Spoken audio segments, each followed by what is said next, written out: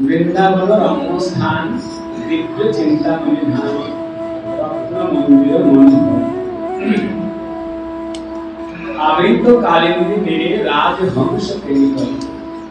আপনারা জানেন রাজহংস যখন কেলি করে, কেলি করতে কি একা হতে পারে? একটা হাঁস কেলি করতে পারে কি? আপনারা বলুন, তারা কেলি করতে পারে? পারে না। তার মানে সেখানে দুটো হাঁসের প্রয়োজন হয়। আপনারা দেখেছেন জঙ্গলে সাপ কেলি করে, তাহলে সেখানে দুটো সাপের প্রয়োজন। এখানে ঠিক সেরকম কর্মকর্তা বলছেন, নরোত্তম দাস বলছেন যে রাজহংস কেলি করে কোথায় না? আবৃত কালিন্দী নীড়ে। আবৃত মানে ঘেরা, বন্ধ বা ঢাকা। কালিন্দী নীড়, তাহলে সেই কালিন্দী বৃন্দাবনে আছে, কিন্তু সেটা আবৃত কি? সেটা খোলা। তাহলে খোলা কালিন্দী হচ্ছে বৃন্দাবন, যেটা আমরা এই স্থূল চক্ষু দিয়ে দর্শন করি। কিন্তু আমাদের মধ্যে সেই কালিন্দী রয়েছে, সেই কালিন্দী নীড়কে যদি আমরা অনুভব করতে পারি, আর সেখানে আমরা অনুভব করতে পারবো আমাদের মধ্যে রাজহংস করে কেলি করছে। সেটা কিরকম? আমাদের মধ্যে প্রত্যেকের মধ্যে আবার বৃদ্ধ বনিতা, নারী পুরুষ নির্বিশেষ এই মানুষের মধ্যে এই কালিন্দী নীড় রয়েছে। কালিন্দীর নাম আরেকটা নাম হচ্ছে আজ্ঞা চক্র বা কুটস্থ ভবন। যেখানে গীতার দ্বাদশ অধ্যায় ভক্তি যোগে বলা আছে সর্বত্র গমচিন্তন চ কুটস্থমচলং ধ্রুবম। অর্থাৎ সেই কুটস্থ ভবন হচ্ছে কালিন্দী। যে কুটস্থ ভবন আমাদের এই আজ্ঞা চক্রের মাঝখানে, সেখানে বিদ্যমান থাকে, যাকে আমরা দ্বিতীয় নেত্র বলি, যাকে বিজ্ঞান বলছে ব্ল্যাক হোল, আর আমরা যাকে বলছি ত্রিনেত্র, শাস্ত্র বলছে ব্ল্যাক হোল। অর্থাৎ আমাদের এই ত্রিনেত্রের মাঝখানে, আমাদের কপালের মাঝখানে আমরা মায়ের ত্রিনেত্র দেখি, আমরা মহাদেবের ত্রিনেত্র দেখি, মায়ের ত্রিনেত্র দেখে ভয় পাই, কিন্তু আমাদের প্রত্যেকের মধ্যে সেই ত্রিনেত্র সত্যভাবে রয়েছে। তাকে বলা হচ্ছে কালিন্দী ভবন। আর সেটা হচ্ছে আবৃত। আমাদের সেটা আবৃত আছে না নাই? কথার সঙ্গে মিলছে না? আমাদের ভেতরে যে কালিন্দী বলা হচ্ছে, বলছে কালিন্দী আবৃত আছে, ঢাকা আছে। তাহলে ঢাকা আছে না? আমাদের মধ্যে ঢাকা আছে। কেউ দেখতে পাচ্ছেন? কেউ কারোর দেখতে পাবেন? তাহলে যে যার কালিন্দী, যে যার কালিন্দীর নীড় যে যার কাছে আছে, সেটা ঢাকা হয়ে আছে। সেটাই প্রশ্ন করতে ঢাকা হয়ে আছে। সেটা কেবলমাত্র যোগে সেটা উপলব্ধি করে, যোগের মাধ্যমে তাকে অনুভব করা যায়, যোগের মাধ্যমে তাকে চেনা যায়, যোগের মাধ্যমে তাকে দেখা যায়। এটা হচ্ছে সেই কালিন্দীর কথা বলা হচ্ছে। আর এই কালিন্দীতে কি বলছে?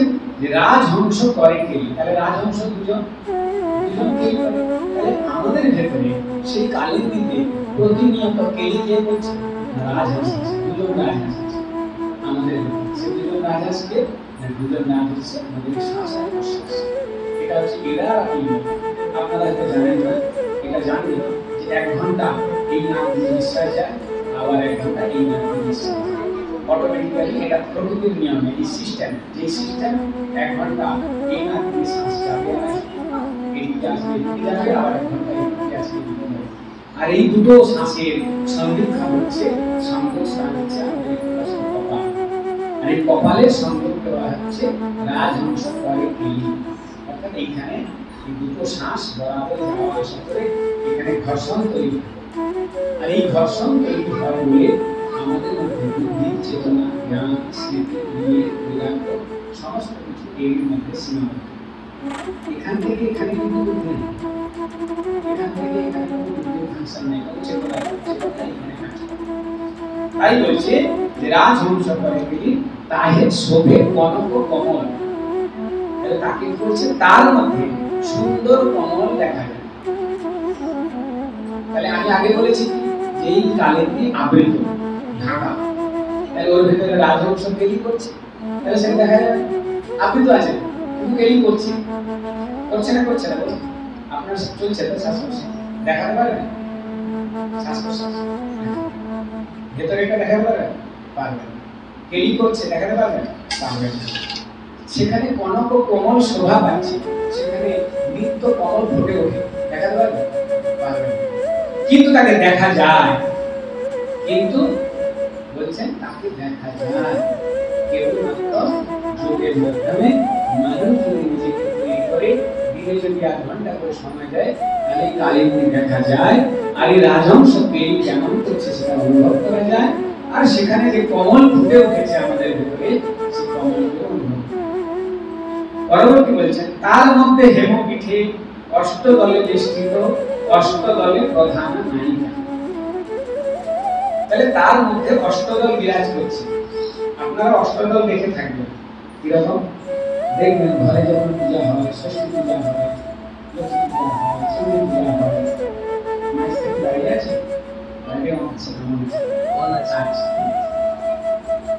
যখন পূজা হয় দেখুন ঘর বসে না, আপনাদের ঘরে ঘর স্থাপন করা হয়, ঘরে তো দেখেছেন সবার ঘরে পুজো হয়, ওই ঘটের নিচে একটা ফুল আঁকা থাকে, দেখুন সবার ঘরে পঞ্চঘরে ঠাকুর মশাই সে ফুল আছে, সেই ফুলটা দেখেছেন কখন? সেই ফুলটা কতটা পাপড়ি, লক্ষ্য করে দেখবেন সেখানে কিন্তু 8টা পাপড়ি আঁকা হয়।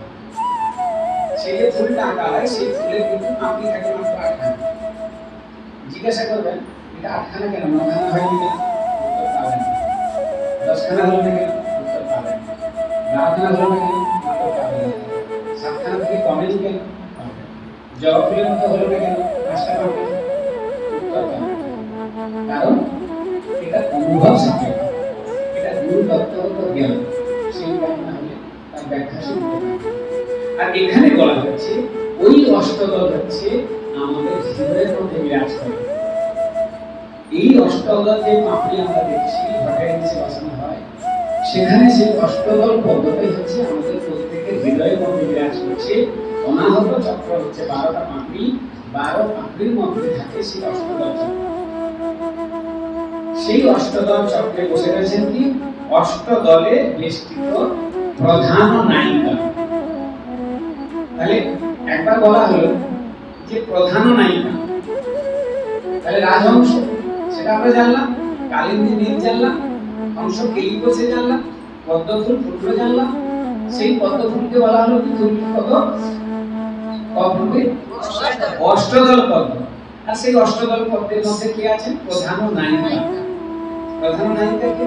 প্রধান নায়িকা আমরা প্রত্যেকের মধ্যে প্রধান নায়িকা বিরাজ করছে। আমরা যদি নিজেরা মনে করি আমি নারী আমি পুরুষ, এটা হচ্ছে মূর্খতার পরিচয়। আমরা প্রত্যেকেই নারী শক্তির দ্বারা পুষ্ট।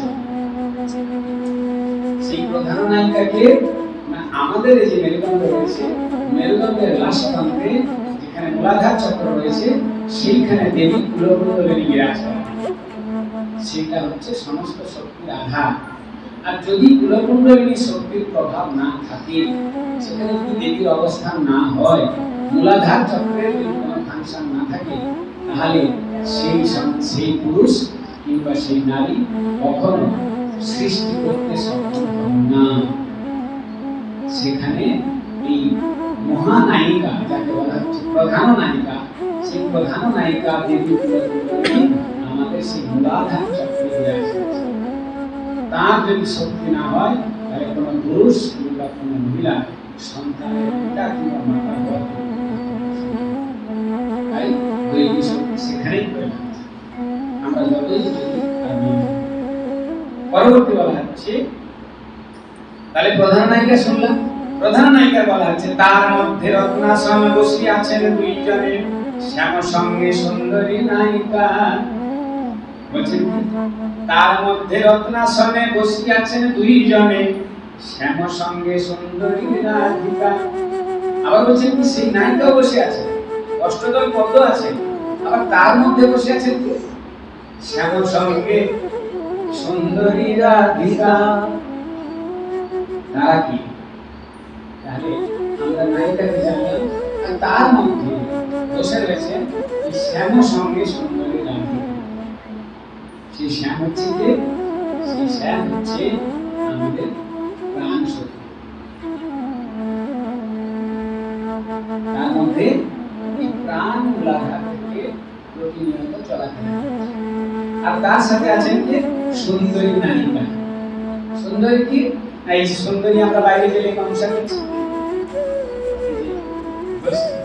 অর্থাৎ এই প্রকৃতি, এই শরীর, এই শরীরের সৃষ্টি সেই প্রাণের যখনই কোনো সন্তান জন্ম হয় সেইখানে পুরুষ যে রজ শক্তি আর এখানে ওই প্রাণের সাথে সেই শক্তি সম্পৃক্ত থাকে।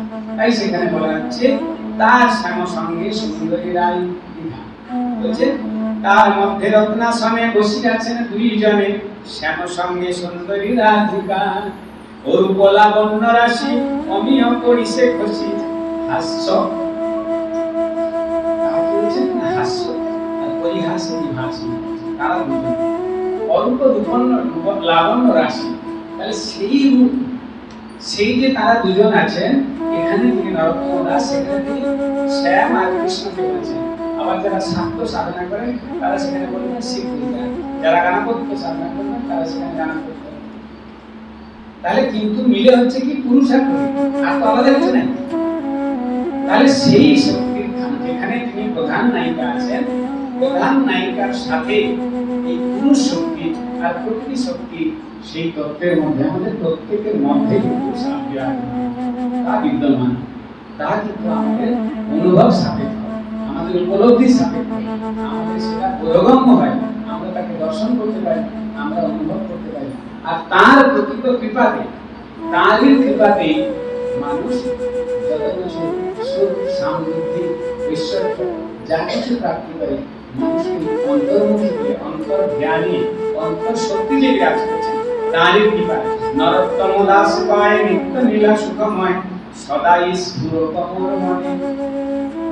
বাইরে বলেন লাস্টে কি বললেন, এই আনন্দ সদাই স্ফুরত মোর মনে।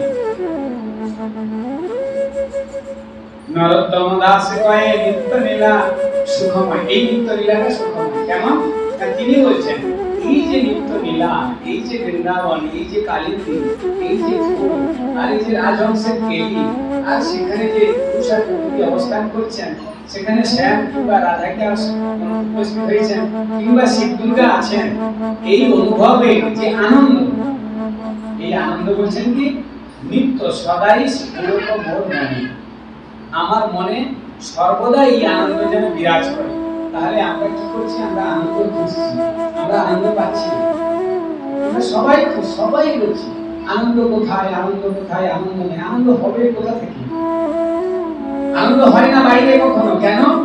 সেখানে পদকর্তা বলছেন ক্ষণিক আনন্দ যাহাতে পাই পরে নিরানন্দে মন প্রাণে কাঁদে, ক্ষণিক আনন্দ যাহাতে পাবে পরে নিরানন্দে মন প্রাণে কাঁদে, কামে গদ গদ নিকটে বিপদ জ্বলন্ত অগ্নিতে মরণা, অসাধু ভাবনা করোনা রে মন, অসাধু ভাবনা করোনা। এই ভগবত বলছেন কি যে বাইরে থেকে কখনো আনন্দ আসতে পারে না, বাইরের যে কোনো আনন্দ ক্ষণিক আনন্দ যাহাতে পাই, সমস্ত বাইরের আনন্দ কিন্তু ক্ষণিক। ভালো পায়েস খেলাম কিছুক্ষণের জন্য, ভালো রাত্রি খেলাম কিছুক্ষণের জন্য, বাইরে সিনেমা দেখে এলাম কিছুক্ষণের জন্য, বাইরে ঘুরে এলাম কিছুক্ষণের জন্য, তারপরে বলে গেলাম, তারপরে এসে ঝগড়াঝাটি ঘরে মারামারি করবে। তাহলে কেন? তাহলে কেন?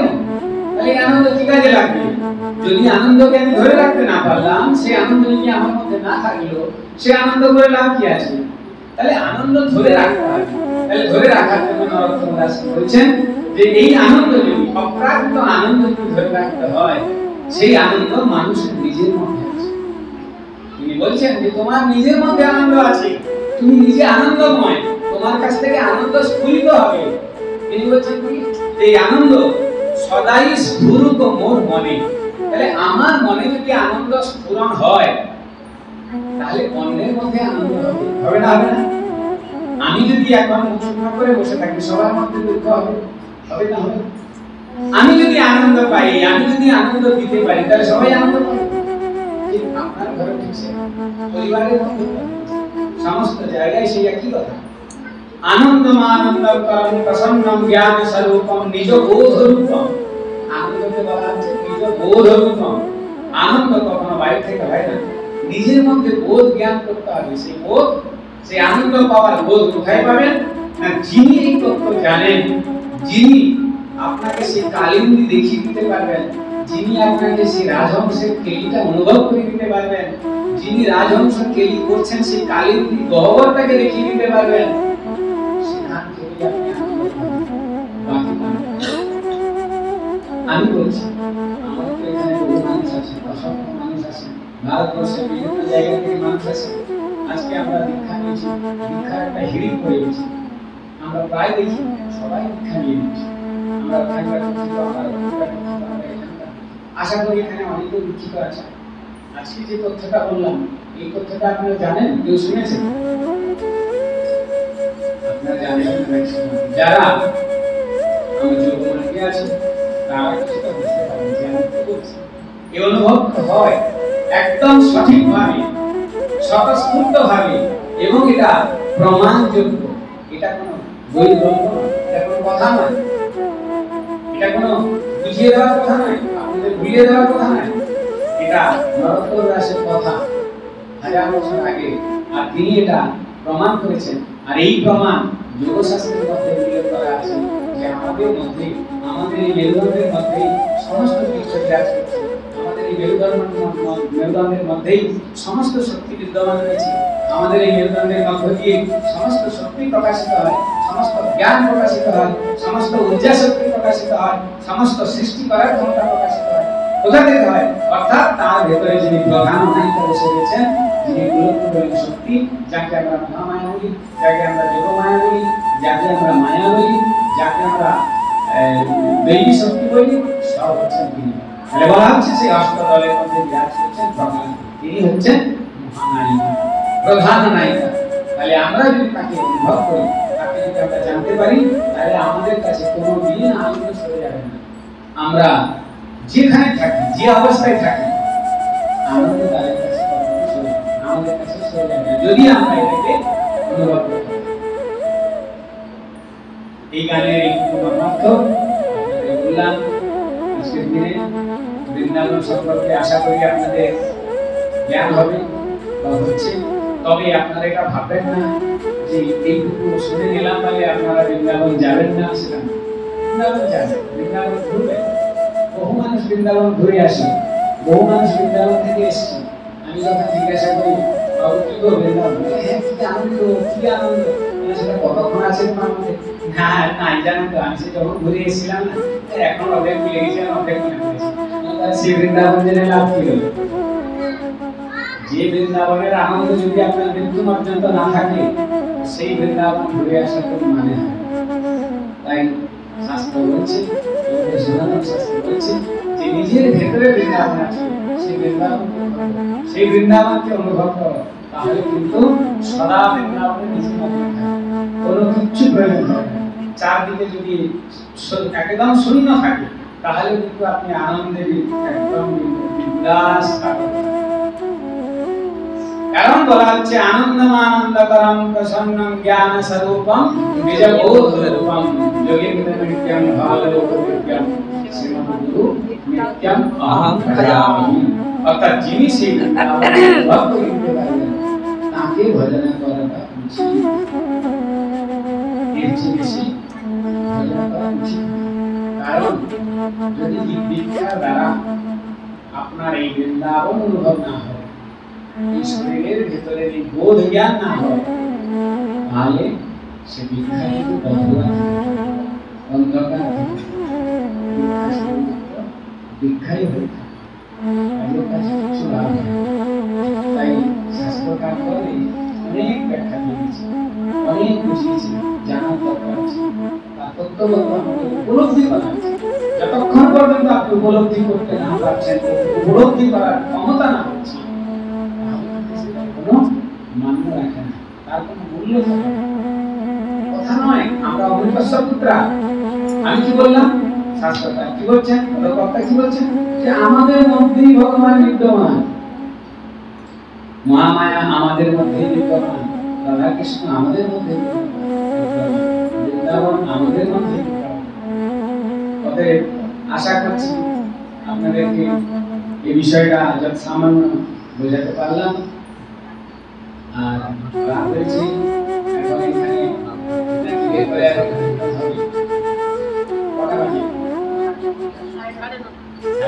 আর আমরা দেরি করবো না, কারণ সবাই ব্যস্ত।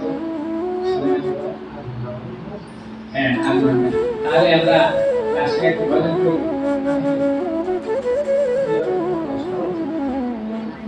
তারপরে আমরা প্রসাদ তো খাবো, প্রসাদ রেডি আছে, কোনো অসুবিধা নেই। প্রসাদ গোবিন্দ খাইনি, খেয়ে পালাবে না, কোনো চিন্তা নেই।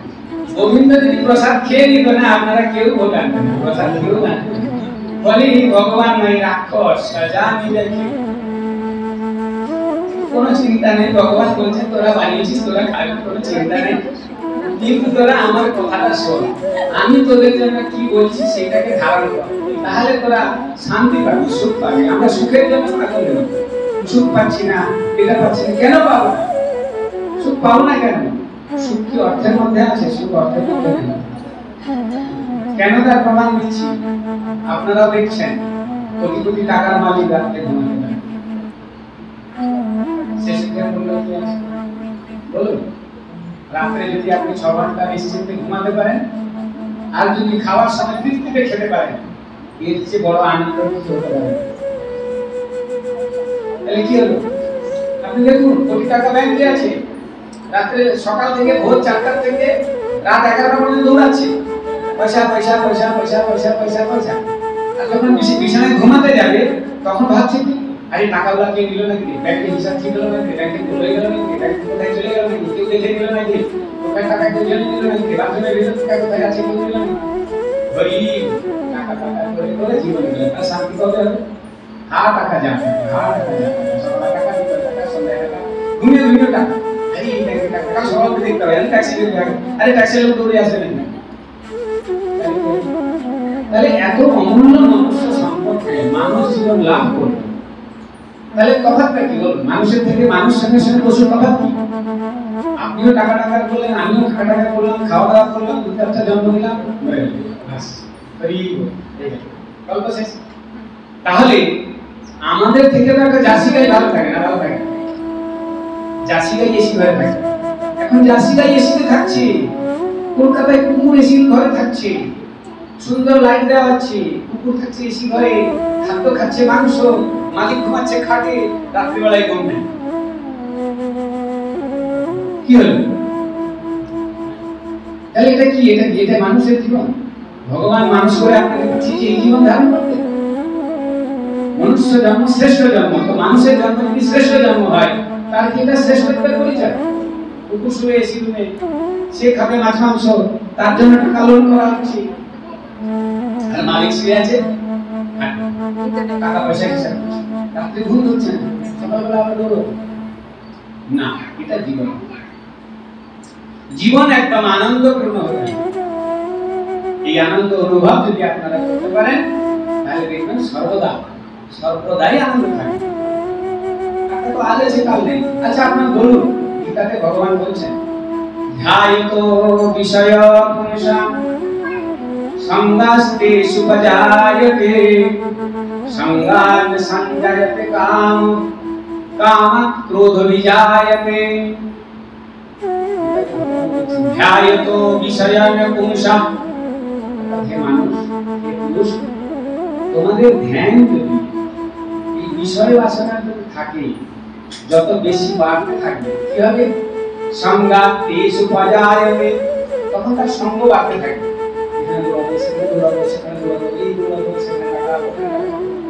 তাহলে কি হবে? বিষয়ের প্রতি সে দৌড়াচ্ছে, হঠাৎ থাকে না, সকাল 6টা থেকে রাত 12টা।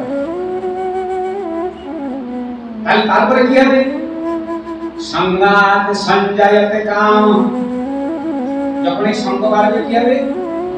কামনা তখন ধীরে ধীরে আরো বাড়তে থাকে। এই সাইকেল ছিল না, মোটরসাইকেল, এই মোটরসাইকেল, এই যে মোটরসাইকেল চলবে না, এই রাজদূত না 2 লাখ টাকার গাড়ি, এইটা চলবে না, 4 চাকা, এই 4 চাকা হচ্ছে না, এই মারুতি তো হবে না, এই স্করপিও তো হবে না, তো বাস কেন, এই বাসে সন্তুষ্ট না, এই এরোপ্লেন কেন। তাহলে কি হচ্ছে? সঞ্জায়তে কাম। তাহলে সঙ্গ যখন বাড়ছে, নিজের মধ্যে কামনা তখন ধীরে ধীরে আরো বাড়তে থাকে। সঞ্জায়তে কাম কামাৎ ক্রোধ বিজায়তে। যখনই কামনাটা তোমার এক্সট্রিম লেভেলে চলে যাবে, নিজের কন্ট্রোলে নয়। তখন কি হবে? তখন যদি একটু পান থেকে চুল খসে পড়ে, কোনো একটু কামনা যদি 19-20 হয়, বাস মুখ খুলে ব্যাগের মতো ভুল হ্যালো, ও ভুলে গেল, দরকার কি আর হয়ে গেল, ঘরে অশান্তি হয়ে গেল, বন্ধুর সাথে অশান্তি হয়ে গেল, স্বামী স্ত্রীর সাথে ঝগড়া হয়ে গেল, বাপ বেটার সাথে ঝগড়া হয়ে গেল। এই ঝগড়া হতে হতে বন্ধু পরিবার সব আসবে। কেন? কারণ হচ্ছে একটাই, কারণ কিন্তু মূল একটাই জিনিস, সংজাত সংজায়তে কাম, কামাৎ ক্রোধ বিজায়তে। তখন ক্রোধ হলো, ক্রোধাৎ ভবতি সম্মোহ, সম্মোহাৎ স্মৃতিবিভ্রম। তাহলে ক্রোধ এসে গেলে কি হবে? ক্রোধাৎ ভবতি সম্মোহ, অর্থাৎ সেই বিষয়ের প্রতি সম্মোহ এসে যাবে। হাইরে কি হবে, সম্পত্তি থাকবে, মরে গেলে কি হবে, ছেলেটাকে সামলাবে, স্ত্রী কি হবে, বউ কি হবে, ছেলে মেয়ে কি হবে, ব্যাস 24 মানে মারা পড়বে। আমার চোখে আমি দেখেছি, মরতে যাচ্ছে, 2 ঘন্টা পরে মরে যাবে, স্নান জল নিয়ে মুখে দিচ্ছি, স্নান জলটা খেলো না, থুতু করে বার করে দিল। তার বউকে বলছি, আরে বসে 500 টাকা দিয়ে দেখ, বুঝে বলতে কি দিলে ভাষা বেরোচ্ছে না। পরবর্তী খবর পেলাম 2 ঘন্টা পরে ভদ্রলোক মারা গেলেন, কিন্তু সাগরের স্নান জল খেলো না। তাহলে কি হলো? ক্রোধাৎ ভবতি সম্মোহ, সম্মোহাৎ স্মৃতিবিভ্রম। তখন তার স্মৃতি মাথা থেকে উড়ে গেল, মৃত্যুর পূর্ব মুহূর্তে স্মৃতি চলে যাচ্ছে। স্মৃতিটা কোথায় ফিরে আসছে? না কোথায় ব্যবসা আছে, কোথায় টাকা আছে, কোথায় ছেলে আছে, কোথায় জমি কি আছে, স্মৃতি সেখানে চলে গেল। আসল স্মৃতি মাথা থেকে চলে গেল, ভগবান ধারণা চিন্তা স্মৃতি উড়ে চলে গেল। স্মৃতি বিভ্রম, স্মৃতি ভ্রংশাৎ বুদ্ধিনাশ, বুদ্ধিনাশাৎ প্রণশ্যতি। বুদ্ধিনাশ হলো, আর সেই অবস্থায় তার যখন মৃত্যু হলো, ভগবান গীতায় বলেছেন যে ভাবনা করতে করতে তোমার মৃত্যুবরণ হবে, তোমার জন্ম সেই ক্ষেত্রে হবে। গরিবের বাড়িতে হবে, কি কুকুরের ঘরে হবে, কি গরুর বিয়েতে হবে, তোমার ভাবনার উপর। তার প্রমাণ আমাদের পুরাণ শাস্ত্রে আছে। ঋষ্যশৃঙ্গ মুনি বৃদ্ধাবস্থায় তিনি হরিণকে নিমন্ত্রণ করেছিলেন, আর হরিণের প্রতি তার মোহ এমন ভাবে তৈরি হয়ে গেছিল, পরবর্তী জন্মে তাকে হরিণী হয়ে তাই আমাদের এখন থেকে সতর্ক হওয়া দরকার, সাবধান হওয়া দরকার যে আপাতত মৃত্যুর সময় কেউ তো সঙ্গে যাবে না, কমসে কম আমার মনটা যাতে ভালো ভাবনা ভাবতে এখন থেকে তৈরি হতে হবে। অভ্যাসেন কুন্তেও বৈরাগেন চ বৃদ্ধতি। ভগবান গীতায় বলছেন যে অর্জুন, তুমি এখন থেকে নিজেকে তৈরি করো, এখন থেকে নিজেকে অভ্যাস করো। মৃত্যু যখন তোমার সামনে এসে দাঁড়াবে, তখন যেন তুমি ভালো কিছু ভাবতে পারো, এই অভ্যাসটা। নইলে ভালো ভাবনা যদি তুমি সেই মুহূর্তে করতে না পারো, কিছুই হবে না। তোমার সেই মুহূর্তে যদি হরিণের ভাবনা আসে, কুকুরের ভাবনা আসে, শত্রুর ভাবনা আসে, বিষয় আসে, প্রতি বিষয় আছে, যে ভাবনা আসে, সেই ভাবনাকে তুমি রুখতে হবে। এটা কেউ রুখতে পারবে না। নিয়মের উপর এখানে একদম এমন ভাবে এখানে কোনো হাত, কোনো কাজ, সেখানে যত হরিনাম সংকীর্তন শোনাও, যত চান্দান করো, যত তার কানের কাছে হরিনাম শোনাও, শুরু হবে। মরার সময় হরিনাম শোনাবে, আমরা বলি হরিনাম শোনাবে, শোনাবে, শোনাবে, কানে কানে বলো। কেন? না, যদি তার মনটা একটু কানে ঢুকতে ঢুকতে যদি হরির কথা মনে পড়ে, কেন না স্মৃতি ভ্রংশাৎ বুদ্ধিনাশ, বুদ্ধিনাশাৎ প্রণশ্যতি। মৃত্যুর পূর্বকালে তার স্মৃতি বিভ্রম হতে চলেছে, তাকে একটু সজাগ করো, কানের গোড়ায় বলো, জোর জোর করে হরিনাম শোনাও, জোর জোর করে ঢোল বাজাও, যাতে তার কানের ভেতর দিয়ে একটু কথা মনে পড়ে, তার স্মৃতি জাগ্রত হয়। হ্যাঁ, এই হরি বলছে, হরি বলছে, কিন্তু তাও হয় না, তাও হয় না, শুনতে পায় না, হরির কথা শুনতে পাবে না। তাকে তখন হরির কথা শুনলে সে অন্য কথা শুনবে, তার মনে হবে না অন্য কথা। তাই এখন থেকে অভ্যাস করা দরকার, প্রত্যেক অভ্যাস করা দরকার। গতকাল আমি রামনগরে গেছিলাম, রামনগরে একজন বাড়িতে জন্মাষ্টমী ছিল, ভীষণ আনন্দ লেগেছিল। 15-20 জন ছেলে এসেছিল যারা পড়াশোনা করে, 8, 9, 10, 12। সেই ছেলেমেয়েরা এত সুন্দরভাবে তৈরি হচ্ছে, তাদের মধ্যে এত ভক্তি, তাদের মধ্যে এত আগ্রহ, সেটা আমি খুব অবাক হয়ে গেছি। যিনি এনেছিলেন আমি তাকে উৎসাহ দিয়েছি, এই ছেলে মেয়েদের এখন থেকে তাদেরকে শিক্ষা দেন, এই ছেলেমেয়েদের যদি এখন থেকে শিক্ষা না দেন, এই শিক্ষা তারা পাবে না। আর যদি ওরা না পায়, সেটা সমাজের যেমন কষ্ট, বাবা মার যেমন কষ্ট, জগতের ক্ষেত্রে কষ্ট, কারণ সেই ছেলেমেয়েদের সংস্কার জ্ঞান নেই। আশা করি, প্রার্থনা করি, ঈশ্বর আপনাদের ভালো রাখুন, ঈশ্বর আপনাদের কল্যাণ করুন। সেইখানে বিরাজ করছি, আমরা এবারে করবো। আর আমাদের